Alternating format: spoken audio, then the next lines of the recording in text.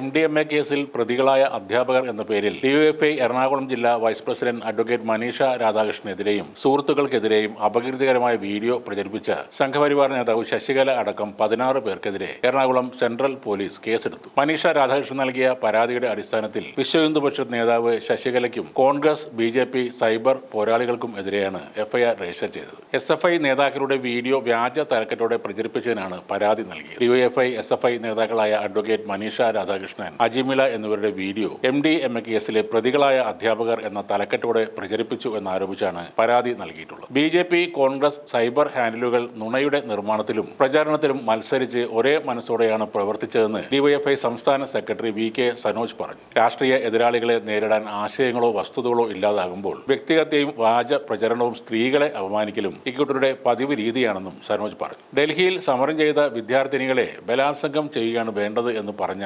Sangh Parivar വിശ്വജീവി TG മോഹൻദാസിന്റെ വീട്ടിലേക്ക് പ്രതിഷേധ March നടത്തിയതിന്റെ പ്രതികാരമായിട്ടാണ് ശശികലയുടെ നേതൃത്വത്തിൽ ഈ പെൺകുട്ടികളുടെ നേരെ സൈബർ അറ്റാക്ക് തുടങ്ങിയത്. എന്നാൽ യാതൊരു ലജ്ജയുമില്ലാതെ കോൺഗ്രസ് ഹാൻഡിലുകൾ ഇത് ഏറ്റെടുത്തു എന്ന് പ്രത്യേകം ശ്രദ്ധിക്കേണ്ട ഒരു കാര്യമാണെന്നും സനോജ് വിമർശിച്ചു. ഈ ശശികല ടീച്ചർ എന്ന് വിളിക്കപ്പെടുന്ന സ്ത്രീ എക്കാലത്തും വിവാദപരമായ, വിദ്വേഷപരമായ പ്രസ്താവനകൾ നടത്തി മാധ്യമ ശ്രദ്ധ നേടുന്ന ഒരു വ്യക്തിയാണ്. ഹിന്ദുക്കൾ മാത്രം ജീവിക്കുന്ന ഒരു ലോകം സ്വപ്നം കാണുന്ന ഒരു പ്രത്യേകതരം വിഭാഗത്തിന്റെ നേതാവാണ് ശശികല. എത്ര ഗൗരവതരമായ വിഷയമായാലും BJPക്കോ സംഘപരിവാറിനോ എതിരായി ഉയരുന്ന ശബ്ദങ്ങളെ അങ്ങേയറ്റം മ്ലേച്ഛമായ രീതിയിലൂടെ അപമാനിക്കുക എന്നതാണ് ഇവരുടെ ഏക ലക്ഷ്യം. ഹിന്ദുത്വവാദികളുടെ ദുഷ്ചെയ്തികൾ ആരും ചോദ്യം ചെയ്യാൻ പാടുള്ളതല്ല എന്നാണ് ഇക്കൂട്ടരുടെ നിലപാട്. അങ്ങനെ ചോദ്യം ചെയ്യുന്നവരെ നേരിട്ട് രാജ്യദ്രോഹികളായി മുദ്ര കുത്തുകയാണ് ഇവർ ചെയ്യുന്നത്. ജാതിയും മതവും ഒന്നും നോക്കാതെ എല്ലാ എതിർശബ്ദങ്ങളെയും പാകിസ്ഥാൻ, ബംഗ്ലാദേശ് അനുകൂലികളായിട്ടാണ് ഇവർ ചാപ്പ കുത്തുന്നത്. ഒരു വിഷയത്തിൽ പോലും മാന്യമായ രീതിയിൽ ന്യായീകരണം നൽകാൻ കേൾപ്പില്ലാത്ത കൂട്ടരാണ് ഇവർ. ഉത്തരങ്ങൾ പറയുന്നതിന് പകരമായി ജയ് ശ്രീറാം വിളികളും ബോലോ ഭാരത് മാതാ കി ജയ് വിളികളുമാണ് ഇവരിൽ നിന്നും ഉയർന്നു കേൾക്കുന്നത്. നമ്മുടെ രാജ്യത്ത് ഒരു അനീതി നടന്നാൽ, ഒരു അക്രമം നടന്നാൽ അത്